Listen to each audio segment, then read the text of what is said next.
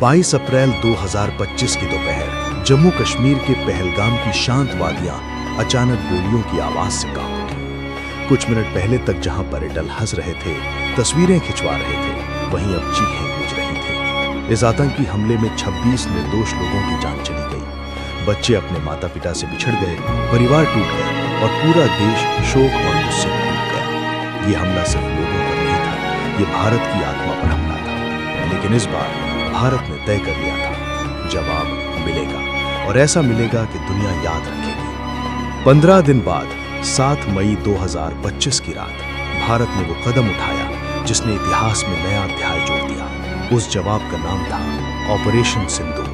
पहलगाम हमले के तुरंत बाद दिल्ली में हलचल तेज हो गई।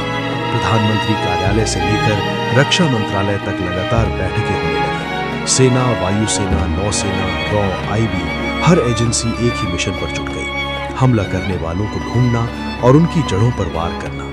भारत इस बार सिर्फ आतंकियों को मारना नहीं चाहता था, बल्कि उस पूरी संरचना को तोड़ना चाहता था जहां से आतंक की फैक्ट्री चल रही थी। खुफिया एजेंसियों ने पाकिस्तान और पाकिस्तान अधिकृत कश्मीर में फैले आतंकी ढांचों की गहराई से निगरानी शुरू की। कई दिनों तक satellite image, drone surveillance, electronic intercept और जमीनी सूत्रों से जानकारी जुटाई गई। हर लक्ष्य को कई बार सत्यापित किया गया। ये तय किया गया कि हमला सिर्फ आतंकी ठिकानों पर होगा, किसी आम नागरिक या सैन्य प्रतिष्ठान को नुकसान नहीं पहुंचना चाहिए। 7 मई की रात घड़ी ने जैसे ही तय समय छुआ, भारतीय सशस्त्र बलों ने ऑपरेशन सिंदूर शुरू किया। कुल 9 आतंकी ठिकानों को निशाना बनाया गया, 4 पाकिस्तान में और 5 पीओके में।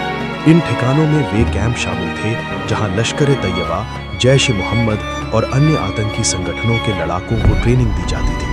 भारतीय हमले इतने सटीक थे कि लक्ष्य नष्ट हुए, लेकिन कार्रवाई सीमित और नियंत्रित रही। भारत ने साफ कहा, ये युद्ध नहीं, आतंकवाद के खिलाफ न्याय है। इस ऑपरेशन की सबसे बड़ी ताकत थी इसकी गोपनीयता।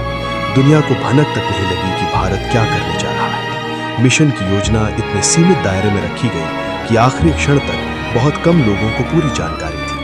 आधुनिक प्रिसिशन मिसाइल, गाइडेड म्यूनिशन और एडवांस निगरानी तकनीक का इस्तेमाल किया गया। ये भारत की सैन्य क्षमता का ऐसा प्रदर्शन था जिसने दुनिया को दिखा दिया कि भारत अब केवल जवाब नहीं देता, रणनीतिक जवाब देता है। अब सवाल उठा, नाम सिंदूर क्यों? ये नाम भावनात्मक था। पहलगाम हमले में कई महिलाओं ने अपने पति खो दिए थे। सिंदूर भारतीय संस्कृति में वैवाहिक जीवन, सम्मान और रिश्ते का प्रतीक है। इस नाम को उन टूटी हुई जिंदगियों को समर्पित था जिनका संसार उस हमले में उजड़ गया। ये नाम बदले से ज्यादा न्याय का प्रतीक बन गया। सुबह होते होते अंतर्राष्ट्रीय मीडिया में सिर्फ एक खबर थी, भारत ने जवाब दे दिया है। भारत सरकार ने बयान जारी किया कि ये कार्रवाई फोकस्ड, मेजर्ड और नॉन एस्केलेटरी थी। इसका अर्थ साफ था, भारत युद्ध नहीं चाहता, लेकिन आतंकवाद को अब बिना जवाब नहीं छोड़ेगा। पाकिस्तान की तरफ से पहले इनकार हुआ, फिर बयान बदले गए, फिर सीमा पर तनाव बढ़ा, लेकिन भारत अपने रुख पर कायम रहा। उसने स्पष्ट किया कि हमला आत्मरक्षा के अधिकार के तहत किया गया है। दुनिया के कई देशों ने संयम की अपील की, लेकिन साथ ही आतंकवाद के खिलाफ भारत के अधिकार को भी स्वीकार किया।